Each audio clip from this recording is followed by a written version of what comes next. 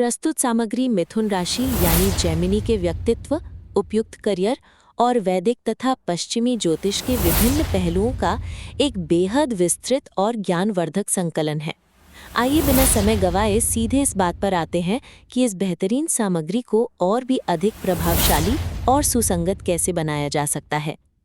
इस सामग्री में पश्चिमी ज्योतिष और वैदिक ज्योतिष की अवधारणाओं का एक साथ उपयोग कुछ स्थानों पर पाठक के लिए संरचनात्मक उलझन पैदा कर सकता है। ये बात तो आपने बहुत अच्छे से रखी।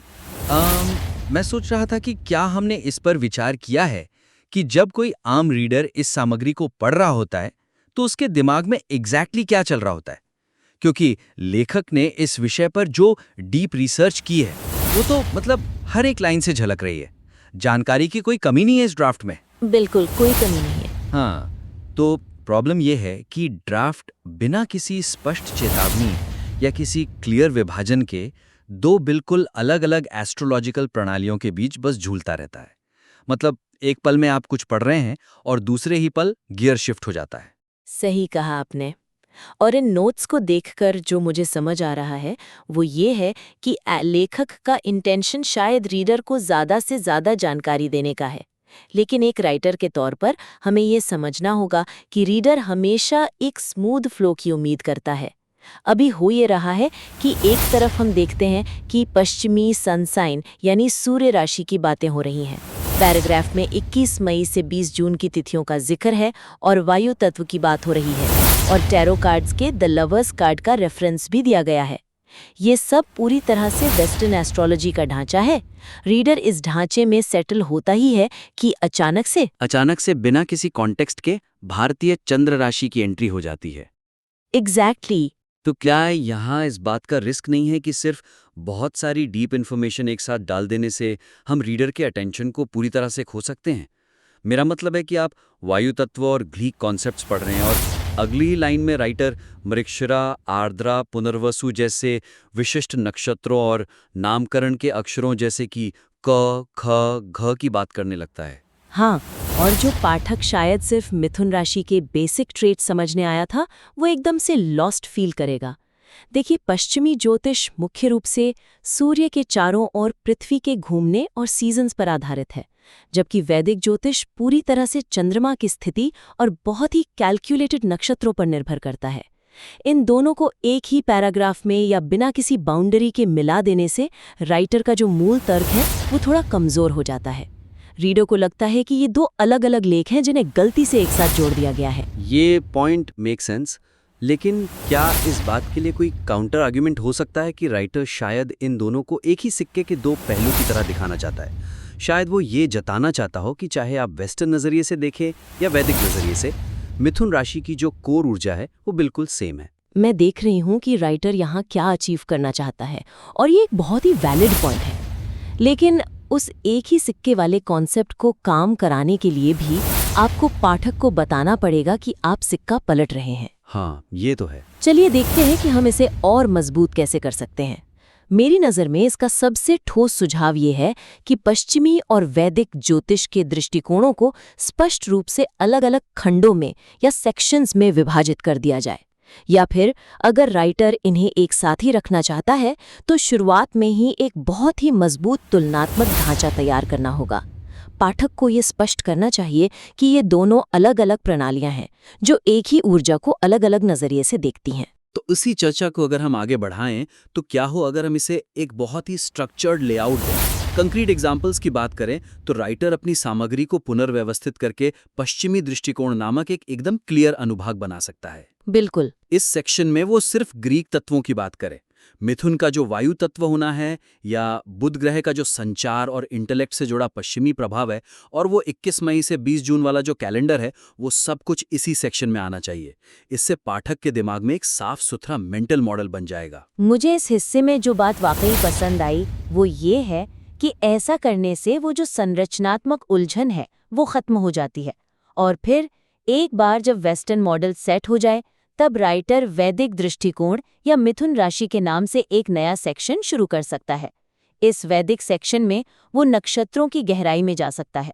वो डिटेल में समझा सकता है कि मृगशिरा, आर्द्रा और पुनर्वसु नक्षत्रों का क्या प्रभाव है। नामकरण के जो विशिष्ट अक्षर हैं वो भी इसी सेक्शन में बिल्कुल सही फिट बैठेंगे। एकदम सही। और इन दोनों अलग-अलग दृष्टिकोणों को जोड़ने के लिए सबसे जरूरी चीज होगी एक ब्रिज पैराग्राफ। हाँ, एक सेतु। बिल्कुल, एक सेतु जो पाठक को एक सेक्शन से दूसरे सेक्शन में बिना किसी जर्क के ले जाए। ये ब्रिज पैराग्राफ ये बताएगा कि कैसे दोनों प्रणालियों में संचार और द्वैध यानी ड्युअलिटी जैसे मूल गुण बिल्कुल समान हैं। वेस्टर्न में जहां इसे जुड़वां के सिंबल से दिखाया जाता है, वहीं वैदिक में भी इसके नक्षत्रों में वही बहुमुखी प्रतिभा दिखाई देती है। हाँ, इस तरह के ब्रिज पैराग्राफ से पूरे लेख की तार्किकता और भी मजबूत होगी। पाठक आराम से एक प्रणाली से दूसरी प्रणाली में ग्लाइड करेगा। चलिए, अब इस समीक्षा के अगले हिस्से की तरफ बढ़ते हैं।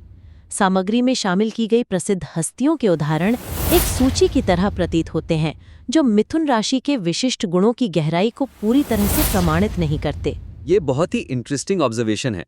जब मैंने ये हिस्सा पढ़ा तो मुझे भी ऐसा लगा कि क्या सामग्री में इन हस्तियों के नामों और मिथुन राशि के लक्षणों के बीच का जो कनेक्शन है वो पूरी तरह से बन पाया है।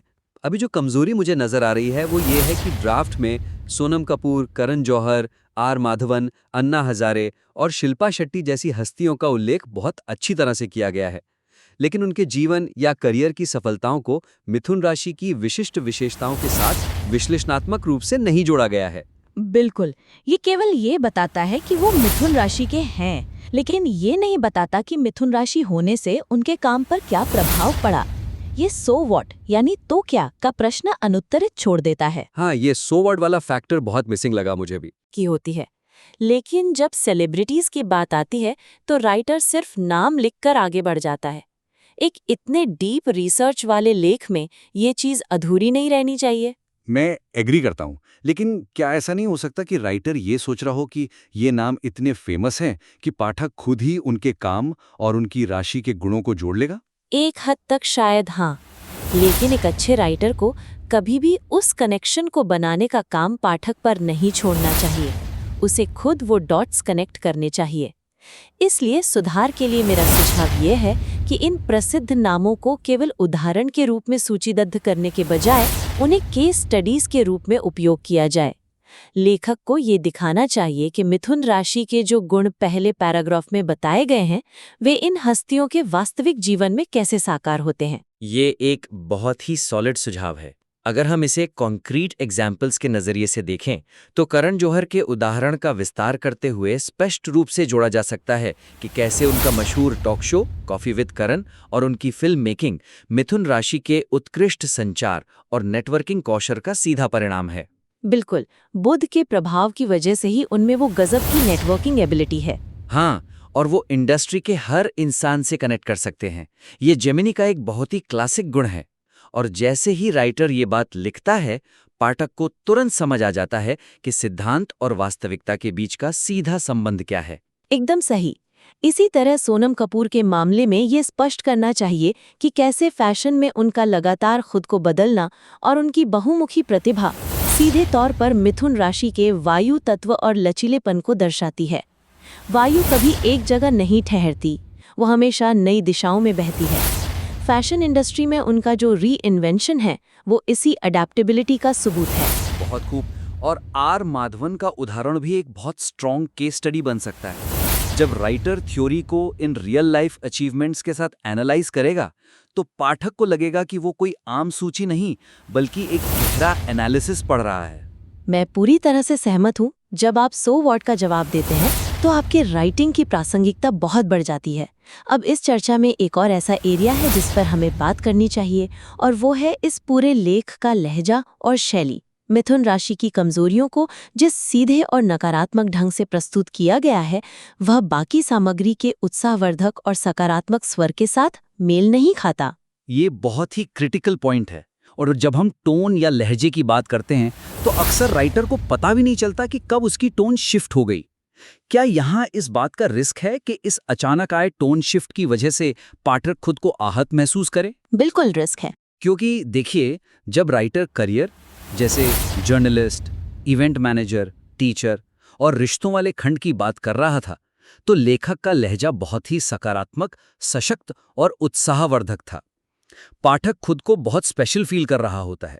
मुझे भी सामग्री का वो सकारात्मक हिस्सा बहुत पसंद आया। वो पाठक का कॉन्फिडेंस बढ़ाता है। लेकिन कमजोरी ये है कि जब कमजोरियों की बात आती है तो अविश्वसनीय, नाक घुसेड़ने वाला, आवेगी और सतही जैसे शब्दों का प्रयोग बहुत कठोर लगता है। ये अचानक से सामग्री के समग्र सहानुभूतिपूर्ण स्वर को बिगाड़ देता है और लेखक के मूल उद्देश्य से भटकता हुआ प्रतीत होता है। एक तरफ आप कह रहे हैं कि ये बेहतरीन संचारक हैं और दूसरी तरफ आप उन्हें नाक घुसेड़ने वाला कह रहे हैं। ये बात तो है, लेकिन मान लीजिए मैं लेखक हूं, तो मेरा आर्ग्यूमेंट ये हो सकता है कि अगर कोई नेगेटिव गुण है तो वो है, मैं उसे छुपा क्यों दूं? क्या कमजोरियों को नरम करके लिखने से हम सच्चाई से भाग नहीं रहे? ये एक बहुत ही अच्छा सवाल है और इसका जवाब ये है कि हमें सच्चाई को छुपाना नहीं है, बल्कि हमें अपने पेश करने के तरीके को बदलना है। साइकोलॉजी में हम मानते हैं कि किसी भी इंसान की जो सबसे बड़ी ताकत होती है, उसी का एक्सट्रीम वर्जन उसकी कमजोरी बन जाता है। मेरा सुझाव ये है कि इन कमजोरियों को प्रत्यक्ष नकारात्मक दोषों के रूप में पेश करने के बजाय उन्हें मिथुन राशि की प्रमुख ताकतों के छाया पक्ष यानी शैडो साइड्स के रूप में फिर से परिभाषित किया जाए। इससे आलोचना रचनात्मक लगेगी और पाठक को सुधार का मार्ग दिखेगा। अच्छा, तो शैडो साइड्स के रूप में रीफ्रेम करना, ये वाकई एक बहुत ही पावरफुल अप्रोच है। तो हम बेसिकली ये कह रहे हैं कि उनके जो अच्छे गुण हैं, जब वो बैलेंस से बाहर हो जाते हैं तब वो नेगेटिव लगने लगते हैं। बिल्कुल। चलिए इसे कुछ ठोस उदाहरणों से समझते हैं। वे नाक घुसेड़ने वाले होते हैं कहने के बजाय इसे एक रचनात्मक मोड़ दें। हम लिख सकते हैं कि मिथुन राशि की स्वाभाविक और गहरी जिज्ञासा कभी-कभी इतनी बढ़ जाती है कि वे अनजाने में दूसरों की निजता का उल्लंघन कर सकते हैं। वाह, बात वही कही गई है, लेकिन अब ये कोई कठोर आलोचना नहीं लग रही है। अब ये एक ऐसी आदत लग रही है जिसे समझा जा सकता है। इसी लॉजिक को अगर हम अविश्वसनीय शब्द पर अप्लाई करें तो कैसे करेंगे? सीधे किसी को अविश्वसनीय कहना तो बहुत भारी शब्द है। सही कहा। अविश्वसनीय के स्थान पर हम लिख सकते हैं कि लगातार मानसिक उत्तेजना और नएपन की आवश्यकता के कारण यदि वे किसी काम में पूरी तरह से व्यस्त नहीं हैं, तो वे अपना ध्यान जल्दी खो सकते हैं, जिससे वे बाहरी लोगों को चंचल या प्रतिबद्धता से बचने वाले लग सकते हैं। ये बहुत ही संतुलित तरीका है बात को रखने का, और जो सतही शब्द राइटर ने इस्तेमाल किया है उसके लिए भी हम यही ढांचा यूज कर सकते हैं। बजाय इसके कि हम कहें उनका ज्ञान सतही होता है, हम इसे उनके व्यापक इंटरेस्ट से जोड़ सकते हैं। हम बता सकते हैं कि वे एक ही समय में कई विषयों को जानना चाहते हैं, इसलिए गहराई के बजाय वे व्यापक ज्ञान रखना पसंद करते हैं। एग्जैक्टली। इस प्रकार का भाषा प्रयोग लेखक के इरादे को बनाए रखते हुए लेख के लहजे को अधिक परिपक्व और संतुलित बनाएगा। पाठक इस फीडबैक को बहुत ओपन माइंड से एक्सेप्ट करेगा, क्योंकि उसे लगेगा कि लेखक उसे समझता है, उसे जज नहीं कर रहा है। सच में ये छोटे छोटे बदलाव इस पूरी सामग्री के इम्पैक्ट को कई गुना बढ़ा सकते हैं। तो आज की इस चर्चा को समेटते हुए हमने इस बेहतरीन सामग्री को और निखारने के लिए 3 प्रमुख क्षेत्रों पर ध्यान केंद्रित किया। पहला, पश्चिमी और वैदिक ज्योतिष की प्रणालियों के बीच स्पष्ट संरचनात्मक विभाजन करना, ताकि पाठक का प्रवाह न टूटे। दूसरा, मशहूर हस्तियों के उदाहरणों को गहरे केस स्टडीज में बदलना, ताकि उनकी प्रासंगिकता साबित हो सके और वो सो वॉट वाले सवाल का जवाब मिल सके। और तीसरा, कमजोरियों को नकारात्मक रूप में पेश करने के बजाय उन्हें ताकत के छाया पक्ष के रूप में संतुलित करना, ताकि एक सकारात्मक और सशक्त लहजा बना रहे। लेखक इन बदलावों को लागू करने के लिए अपने ड्राफ्ट में उपशीर्षक जोड़ सकते हैं। करण जौहर और सोनम कपूर के पैराग्राफ्स में 2-2 लाइन का विश्लेषण बढ़ा सकते हैं और कमजोरियों वाले हिस्से के शब्दों को थोड़ा नर्म और विश्लेषणात्मक बना सकते हैं। हाँ, ये सारे सुझाव बहुत ही आसानी से लागू किए जा सकते हैं। लेखक के पास विषय की बहुत गहरी समझ है और आधार सामग्री बहुत मजबूत है। हम लेखक को आमंत्रित करते हैं कि वे इन रचनात्मक सुझावों को अपनी सामग्री में शामिल करें और आगे की चर्चा व और अधिक परिष्कृत फीडबैक के लिए अपने काम को हमारे पास दोबारा जरूर भेजें।